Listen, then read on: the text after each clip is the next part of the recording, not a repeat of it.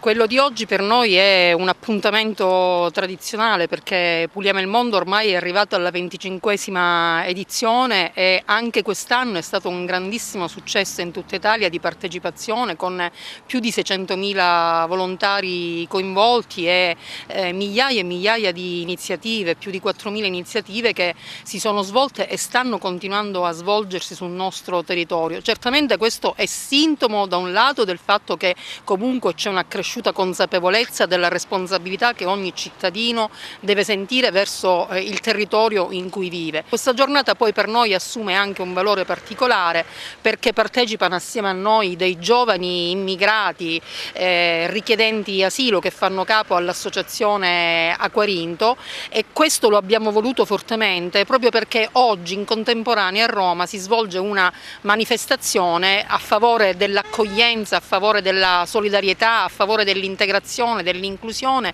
insomma a favore di quegli aspetti sociali che in questo momento noi vediamo molto messi a rischio da troppi luoghi comuni e da troppi pregiudizi. I ragazzi hanno aderito con massimo entusiasmo e vedo praticamente che stanno facendo un ottimissimo lavoro per tutti noi. È interessante da diversi punti di vista, sia dal punto di vista sociale, nel senso che di fatto ciascuno cittadino dovrebbe pensare a salvaguardare il poco del territorio che calpesta, ma anche dal punto di vista culturale. Il segnale di fare questo evento sotto all'interno del parco ecologico, sotto la Valle dei Templi, sulla strada degli scrittori, è un esempio importante, cioè la cultura può anche aiutarci a affrontare meglio quella che è la vita sociale di ciascuno di noi.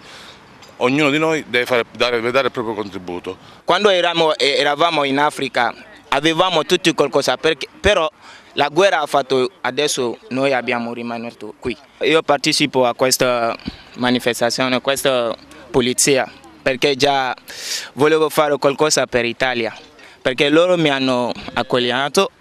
Mi scusa per la lingua, non sono ancora iniziato.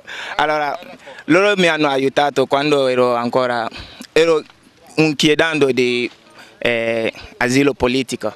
Allora già ho avuto documenti per dare un mano, significa per me un mano, l'aiuto all'Italia.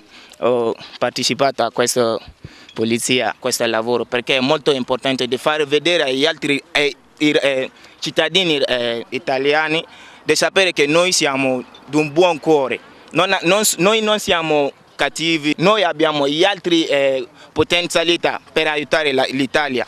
Abbiamo tante cose da fare per gli italiani, per l'Italia pure, però noi stiamo facendo piano piano perché è questa la vita. E oggi sono contento per questi movimenti per aiutare l'Italia perché l'Italia ha fatto molte cose per me. Mi piace moltissimo per aiutare l'italiana, sì, così va bene. Mi piace, grazie mille per l'Italia.